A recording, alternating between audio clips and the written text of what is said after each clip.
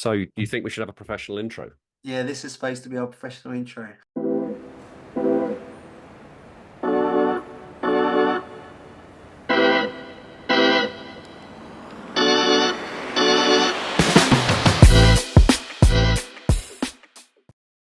So we, if we recorded the stuff which we talk about before we properly click record on these episodes, that would be episodes in itself. But I'm going to throw a word in which I think will be quite amusing. Are you ready? Are you sitting comfortably? I know what you're going to say because we've probably just been talking about it. And I thought, is this? Oh no, but go. Actually, no. Maybe I don't know what you're going to say. See, this is. And people wonder why my previous relationships have failed. It's when people think I'm going to say something and I'm not. I'm going to throw a word in. Coaching. Ooh, I'm going to piss people off here, I think. do you want to play first? No, because I think I'm just going to be negative about it. Well, all right. Not you, because you're obviously Dave, the coach, as it says here, and coaching has a massive role. But I fucking hate the coaching industry and the salesy bits, the over promising, the under delivering, saying they can heal trauma and other things like that when they've probably only done some Udemy coaching course and read The Body Keeps the Score and just follow holistic psychologists and just think, oh yeah, I know everything about trauma, and haven't yet never really worked with people with genuine trauma. So I'll let you start, mate, just to kind of smooth it, break people in like a gentleman. Otherwise it's going to feel like probably a bit rapey from me if I go straight in without people's consent. Are you wanting me to coach you through this process? Would that help? Yeah, maybe we just need to let it all out. Maybe we just need to let it out. But I always find I have these conversations and I'm not putting down individual coaches I know. Yeah. It's just a general overview of stepping out of mental health services into the kind of well-being mental health coaching world, believing that it was going to be the answer and actually realizing it's probably worse. And not all people, but I think it's worse and it's quite toxic, and there's a lot of privilege to coaching, which it costs a lot of money, and people will say, well, the more you pay, the more you're likely to value it. And you're like, well, the people who actually need support can't afford to pay for anything, probably. And that's one of the many toxic things I find about it. But I don't think that it was the word coaching, wasn't it? It wasn't how crap is the coaching industry. I was like, but that fits into it because actually maybe there's a need to discuss whether we're actually separating the process of coaching from the coaching industry. Because like anything, I mean, I know people who are experts at managing people with their sleep. And before, if you didn't sleep, you went along to the doctor, and the doctor may have given you pills, or they may have actually referred you to a sleep clinic or something along those lines. Now you have people who do courses and actually will teach you how to sleep. And the thing is, I don't want to go down the route of sleep. We should probably do that for another episode. But when you start to measure something, and then you have a baseline for what is, in air quotes, normal, and then you start to see deviations from that, you automatically think you've got to fix it. And it's not always the case. Sometimes, I mean, how many millennia of humans slept okay and not worried about their REMs and different things? They've just literally, they've kind of followed their gut and they've gone to sleep. Yeah. And hopefully woken up as well. Some got eaten by tigers, but mostly people woke up. We've almost made it a bit more complex, but that's not what we're going to talk about. That's a whole other episode. But coaching. So I like being a coach. I enjoy being a coach, but I still don't know exactly what it is, because you take coaching as a pure thing. And there's lots of people who are out there, maybe even people who listen to this, will be very precious about coaching, and they'll be very precious about their qualifications and very precious about their affiliations and all that kind of stuff. And I get that, ex-nurse, still registered as a podiatrist. I am the person who worries about not having a qualification for something or a certification, because that's what you're told to have. So there are people who are really precious about it. Pure coaching is asking questions, not really giving guidance, and giving people the space to explore stuff. I get that. But then coaching can touch really closely on therapy. And I'm not a registered therapist, but there'll be approaches I'll probably use which you could say sit in the therapy space. Then there's the mentoring space. And the question is well, if you do a bit of mentoring and maybe lean on the therapy bit as well, does that make you a coach or not? I think it's just a case of, for me, coaching is about providing people with this space to talk about the stuff which is important to them, and then helping to get them back to maybe some basics or some simple things which can help them through. And when you want to explore the more complex stuff, you do it. And I was reading earlier, I'm reading Rick Rubin's book on the, I think it's the Creative Act. It's and I love Rick Rubin, not just for his beard, but because he's mastered and produced some of the most amazing albums, which I love over the years. But he tells the story of a baseball coach, John Wooten, I think his name is. And all these basketball players turn up on the first day wanting to show how good they are at spinning balls on their fingers, shooting hoops from 3 miles away, and generally being good at basketball. And the first things he does is teach them how to tie their laces. Because it's quite simply that, well, if you get a blister because your shoes aren't rubbing, or you go over on your ankle because your shoes aren't tied tightly, he said that's you out for the season and you don't get the chance to play. For me, that's one of the key things about coaching is it's doing basic stuff really, really well. But that ain't sexy and it doesn't sell, which is why we get this whole industry. It's not just why, but we get this whole industry built around coaching. And really coaching is just having conversations with people and helping them out. Well, it's not much different. I mean, people may disagree with this, but you sometimes see these like graphics or pictures or memes or whatever you want to call them, where people say this is what mentoring, this is what coaching is, this is what therapy is, and all that. And actually they kind of all just do a little bit of everything. Like, and coaching as a skill is something that therapists use. People think that therapy is just talking about the past. No, it isn't. Like, a good therapist will work, they touch on the back, but what's happened to you in the past, but they will work forwards and say, okay, right, help you find answers to the questions you need, answers to the questions you have, work out plans moving forward, setting goals. That's all part of therapy. That's all part of my mental health background. I'm not a therapist, I was a mental health nurse, but I've done modules, therapeutic modules, done coaching stuff. It's all the same. And actually most of it comes back to, like I said to you before, about just being human and creating that space, like you just said, to just explore what's going on and find out how we can help you. Now, the thing is, like with the coaching, is like the salesy bit is because I don't think coaching as coaches aren't something that in England anyway, there might be, actually, I could be wrong here, so correct me if I'm wrong, but I don't think the NHS employs coaches to work with people. I think it might be something they introduce. Yeah. So I think coaching then therefore is something you access privately for a fee. Now, obviously, when, like you say, that doesn't sell what you just said, essentially.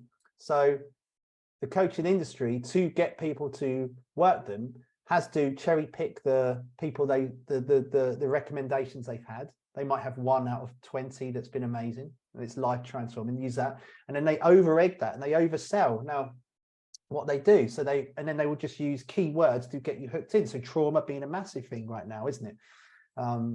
Obviously overtaken by ADHD, because apparently everyone has that, but just bollocks. But anyway, so you're using it to sell. And that's part of because you have to pay for it, so you're selling it.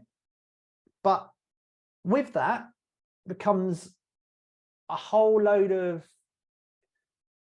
shit, essentially, because you're like, not you, and again, none of the coaches I know, but there's an industry where we're over promising stuff and telling people that we can heal trauma. And I guess it's because of the world I work in. Like when I talk about mental health, I'm not talking about someone who has a bad couple of weeks, I'm not talking about someone who has a little bit of anxiety, yes, okay, that can be awful to people. I'm not downplaying it, but I'm seeing literally the worst. People who are homeless, who have been through chronic trauma, who have got severe and enduring mental illness, and they're looking for an answer to their problems. Now, their answer to their problems are going to be it's going to be like, you have to change so many aspects of their life to make that better, not because there's anything wrong with them, but just because of what they've experienced and what they've been through. But when they're so desperate for answers, and we live in a quick fix world, don't we, where we want quick answers, and they go online maybe and they see this coach, because we're talking about coaches, say, yeah, well, I can heal your trauma, because we use the word trauma, overuse it now. They're going to, oh, maybe you're the person I can I can work with who's going to save me, and we can do some breath work and do this, and it's going to heal me. And then they do it, and they come out the other end and they go, oh, now I'm just fucking skint. You know, if they do afford to pay for it. Now, that's not with everyone, okay? I don't want to tarnish everyone the same brush. But that's the problem I have with the coaching industry, is those because you're desperate to make money, you probably make promises that you can't keep to people who are very vulnerable. But equally, coaching works really well for like the people you work with. You do some amazing stuff, you know, Dave.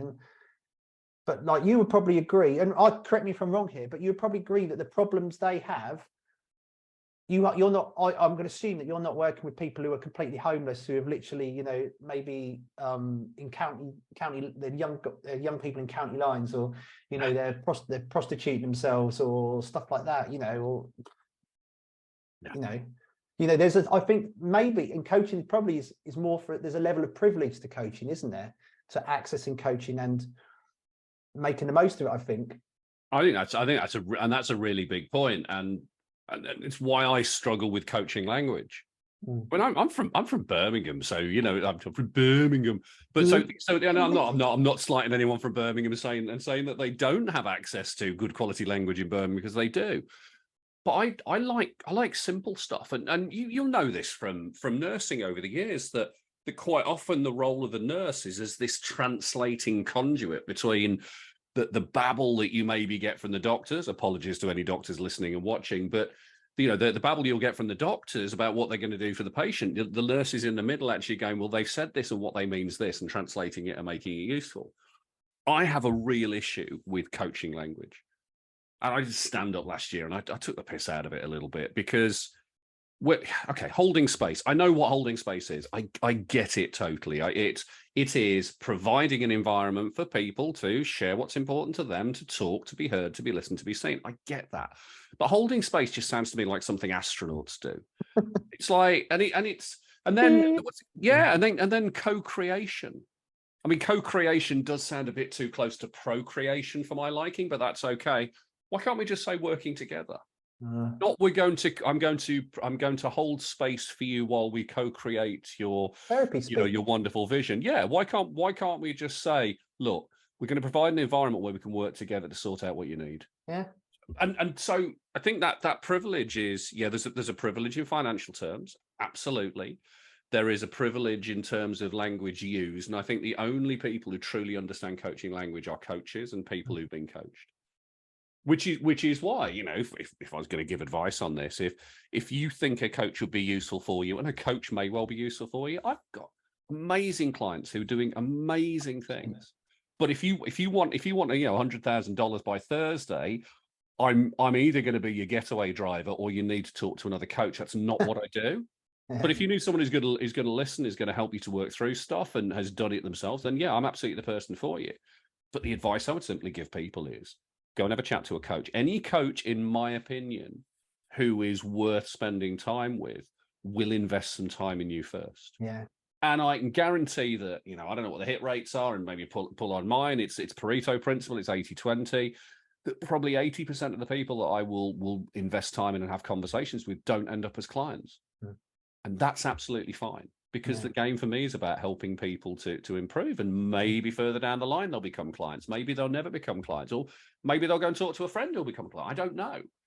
But it's almost like a try before you buy. It sounds a bit cheesy, but you need to have a conversation with someone and trust them. And I always say to my clients beforehand, you know, the outcome of this might be, I might talk to you about working together, I might not. If we do, you might say yes or you might not. Either one's fine. Absolutely fine. There is no pressure from me to do that. But some of the practices I see in the coaching world are totally the opposite. And I can think about times where I've done courses, you know, around coaching, and where there's been a chance at the end to have a conversation to see what the next steps are. And I can guarantee it doesn't matter what I say in that conversation. There's only one thing that person's trying to do, and they're trying to upsell me to the next level of their coaching course. You know what? I found that, like, I'm sure he's great. Tony Robbins, I'm going to talk about Tony Robbins, and he's probably like the guru, isn't he, when it comes to coaching, life coaching. And I admit, when I was trying to figure out my own shit, I went to one of his events, and I actually think a lot of the stuff he's talking about, he's just a glorified NLP practitioner, essentially. So he's not doing anything amazingly wonderful. But like after the whole salesy bit, like they get you jumping up and down, you're like, oh my God. And it's kind of like, it tricks you into believing that you're, let's just use the word healing or recovering. Because you're like jumping up around and this is amazing. Oh my God, you could do anything you want. And they do this, he does this thing called, was it not Darwin? Oh, yeah, he sees whether you can evolve. Yeah, it's like the Dickens. So it's the Dickens, I think he calls it. Yeah, Dickens, it's the Dickens process. Is that it? Yeah, it's like where he basically gets you to think of what you want, but then it's like, the free ghosts that you visit, they remind you, but you decide not to, and this will happen if you don't do it, and all that sort of stuff. So you're like, oh my God, I'm gonna do this. I'm gonna achieve my dreams, and it's all great. And you walk away and you think, and for the first day or two, you're like, yeah, okay, that's amazing, but it's all a bit gimmicky. And then you come home, you're like, nothing really changes. But then you get a call from one of their representatives, because they're like, obviously you've been there, you get a free coaching call. And essentially it's just someone trying to sell you like a $5,000 coaching package, and they'll tell you whatever you want. You tell them what I told them that was when I just started, that I decided I wanted to go into speaking. And the first thing he said, well, how much do you earn now? And I told him as a nurse at the time how much I was earning. And he said, well, we can double that within 6 months. You're like, oh my God, really? Yeah. And I was thinking, this is great. Glad I listened to my gut that time, because I didn't have much money at the time. I was like trying to save it so I could go on this kind of exploration of speaking and talking about my experiences and stuff. But like it, I could have just walked away. What, in hindsight, I could have. I didn't do it, so they could have been right. Okay, I could have done 6 months coaching and been like this $100,000 a year speaker. But I'm gonna say that I probably wouldn't, like 99% sure that I wouldn't have been that. And that's what I think's really wanky about it, is like they're exploiting you. I feel like I in hindsight, I feel like I was a little bit exploited. I was vulnerable. I went to this event, I paid a lot of money. Yes, I did some stuff that I thought was quite helpful, but ultimately I just felt like I was part of a fucking conveyor belt of people they're just looking to take money from. And I didn't really feel like it was any investment in me. Like, and you know what? The coach, and this is one thing, I saw someone I can't remember who it was, talk about not credibility, but like your social proof. We talk about social proof as a coach in business. And now if you've worked at the NHS, you're not, in your job, you're not having people going around on the front of Hello magazine saying, Dave sorted my feet out for me, and all that. They're not getting, they get high. And there's a picture, you won't be able to see this if you're listening, but you're holding your feet and go, oh, look at that. That doesn't happen in NHS, does it? You don't get people sending loads of stuff in, because I think people just, you go there and they just say it's your job and well done, they think you've helped me, but you never really get much from that. But with Tony Robbins as an example, I want to use as how I think social proof's a load of bollocks in coaching, is that he always talks about how he helps millions of people, probably billions. He holds these events, and what he would do is he'll just add up the numbers who have been to every one event and tally it up, and that will be the amount of people. But what he also say is he's never had a suicide. Now, I want to know, how does he know he's never had a suicide? Because if he's helped that many people, but I bet he doesn't track them up, because I haven't had Tony Robbins call, but now I'm alive, obviously, so I'm not one of those. But how many of those people, how many of those people he claims to have helped has he actually followed up and to determine whether they haven't killed themselves or their lives haven't become worse? I bet he hasn't. And that's one thing coaching, not all people, but the big ones will do to make you think they're helping you. They just raise all the bad stuff. They don't include that in their social proof. They include that. They cherry pick the bits they want you to hear, so you think that you're going to go get these amazing results for them. And I'm sure he does. Like, he does great work. I'm not poo-pooing him, but it's all a bit dodgy, a bit fishy to me. It's interesting because there's two things that I'm hearing in this conversation where I'm coaching you through this process. I think there's two really big sides to this. There's the side of coaching, which is helping people to grow, develop, give them space, listen to them, however you want to put it, and actually help them through a process. And then there's the industry of coaching, which is where, and we talked about this briefly before, the difference between coaching somebody and having people invest in you and investing in your time in order to do that process is very different to actually getting people to spend money as the first primary thing. You're going to work with a coach. You work with a coach because they can help you, or they can provide you with the environment where you can work through stuff. And if a coach is coming at it from the place of, you know, my only job is to get you to spend money on me, or as I said to someone earlier, to take someone who's essentially a square peg and try and fit them into a round hole of your coaching process. Yeah. You know, it is. I mean, there's those two sides, and I know some amazing coaches. I mean, my coach is fantastic. The people I've worked with in, you know, coaches are absolutely fantastic. But there are plenty of people out there who, you know, it's not about Bon Jovi giving love a bad name. It's people who give coaching a bad name, and that's what's confusing for the people who really need it. Because what are the stories they'll hear? They'll hear the stories of people who feel they've been scammed, or people who haven't got what they need from it, and forceful sales techniques and tactics and all that kind of stuff. What they don't necessarily hear about the people who go, you know what, my life is infinitely better because of coaching. Yeah. And this is, I can put my hand up and say that, you know, I've been coached on and off since 2015, but, you know, most certainly, definitely 100% of the time, I haven't been without a coach since 2018. And it's hugely been transformational for me. Now, that's not a quick fix, you know, we're talking 5 years. So, and I'm not saying everyone's going to work with a coach for 5 years, because you might need to work for a coach for 6 months or 3 months. You'll decide in that conversation, and your coach will be open to it. But for me, you know, 5 years, and I'm still not where I want to be, but man, I'm so far along. And I've picked the wrong coaches before. And I know what it's like when you end up with the wrong coach. There's so much to this, so much to it. And you know what? If anyone looks at my LinkedIn profile or anything, I do call myself a coach, but I only do it because anyone can call themselves a coach. And I don't think mental health nurse sounds as catchy, or mental health coach. Yeah, no, I'm not a mental health coach either. I think it's emotional resilience I'm going with, because the more work I do, it's more about emotional resilience. But anyway, so I don't have a problem with coaching. It's the sales. If they could do away with the wanky salesy coaching pitches and some of the language like you brought up, I think, and we're honest about and the limitations and the results they get, I think I'd have more faith in it. And I do have faith in it. Like, I have faith in you. And all the coaches I know their heart's in the right place, but I think I know a lot. It's also sold as, I think, probably as a way to get rich for people, you know, coaching. And actually it's not that lucrative for many people. And I still stand by and say, like, behind every successful coach is someone paying the bills, asking them when they're going to get a real job. I'm being horrible, aren't I, to coaches? But I think a lot of them. But you know, these are things that people are thinking and people are saying. And there's, I mean, I hate I'm human being. I want to be liked. You know, I want as many people to like me as possible. I'm better. You know, I've got better over the years of realizing that some people think I'm an absolute cockwomble and will not come anywhere near me, and that's fine. And some people think I'm all right and might want to work with me, and I'm cool with that. But there are people out there who will have thoughts based on their experiences that they had, and it's not the same experience for everyone. There are coaches out there who you can talk to who will help you to work through stuff which will transform your life.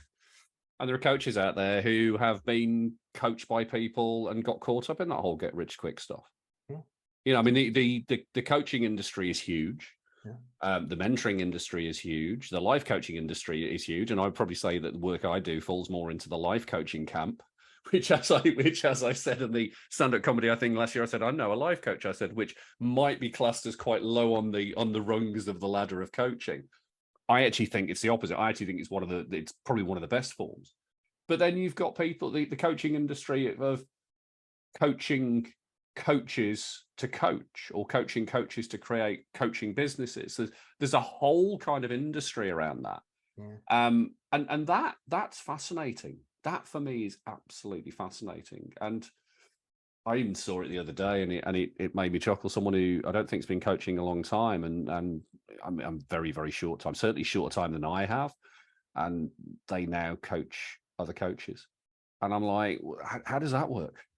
I can sit with a podiatry business owner And if a podiatry business owner says to me, right, I want to talk to you about working you as my business coach and my life coach or marketing coach, whatever you want it to be, tell me about your experience of running a podiatry business. Yeah, absolutely. Started it from cold 2010 with a business partner who then went off and did something else, ran it for 8 years, sold it.